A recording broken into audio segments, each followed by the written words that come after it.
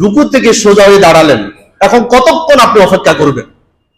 আমরা তো অনেক ভাইদেরকে দেখি সামি আল্লাহু লিমান হামিদা বলার পর ইমাম সাহেব দাঁড়িয়ে আছে, ওনার কিন্তু এত সময় নাই, তিনি সিজদা চলে যাচ্ছে।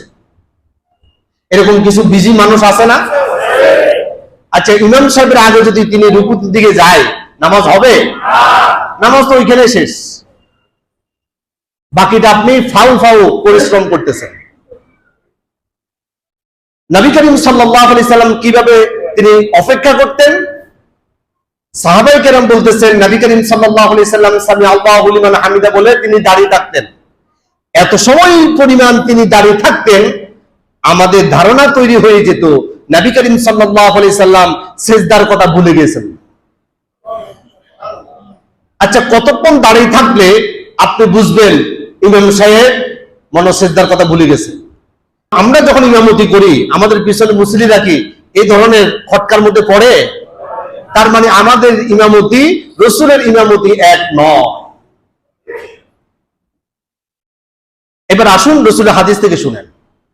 সহিহ বুখারীর হাদিস, বুখারীর হাদিস যখন আসবে তখন আপনাকে বুঝতে হবে পৃথিবীর মধ্যে কোরআনের পরে সবচাইতে বিশুদ্ধ গ্রন্থ সহিহ আল বুখারী, ঠিক কিনা বলেন?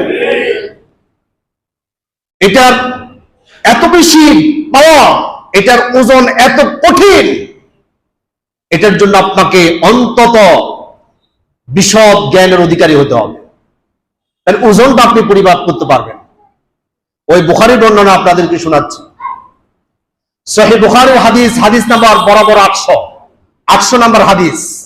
আন আনাস ইবনে মালিক রাদিয়াল্লাহু তাআলা আনহু قال সালাতান নবী সাল্লাল্লাহু আলাইহি সাল্লাম ফাকানা ইউসাল্লি। হযরত আনাস ইবনে মালিক রাদিয়াল্লাহু তাআলা আনহু তিনি রাসূল করিম সাল্লাল্লাহু আলাইহি সাল্লামের সালাত সম্পর্কে বর্ণনা দিচ্ছেন। ফাকানা ইউসাল্লি, তিনি এবার নিজে প্র্যাকটিক্যাল নামাজ শুরু করে দিলেন। এতক্ষণ পর্যন্ত তিনি বললেন, এবার তিনি দাঁড়িয়ে নামাজ প্র্যাকটিক্যাল দেখাচ্ছেন রাসূল করিম সাল্লাল্লাহু আলাইহি সাল্লাম কিভাবে নামাজ পড়তেন। ইদা রাফা'a রা'সাহু মিনার রুকু'i কামা হাত্তা নাকুলা ক্বাদ নাসিয়া, তিনি রুকু থেকে সোজা হয়ে দাঁড়ালেন। ইদা রাফা'a রা'সাহু মিনার রুকু'i কামা, তিনি মাথাকে তুলে দাঁড়ালেন রুকু থেকে। এতক্ষণ পর্যন্ত দাঁড়িয়ে আছেন হাত্তা নাকুলা ক্বাদ নাসিয়া, আমরা উপস্থিত সবাই মনে করেছি যে তিনি সিজদার কথা ভুলে গেলেন। আনাস ইবনে মালিক রাদিয়াল্লাহু তাআলা আনহু তিনি বলছেন, এইভাবে আমার প্রিয় নবীজি সাল্লাল্লাহু আলাইহি সাল্লাম সালাত আদায় করতেন। সুবহানাল্লাহ। নবী করিম সাল্লাল্লাহু আলাইহি সাল্লাম যতক্ষণ সিজদায় থাকতেন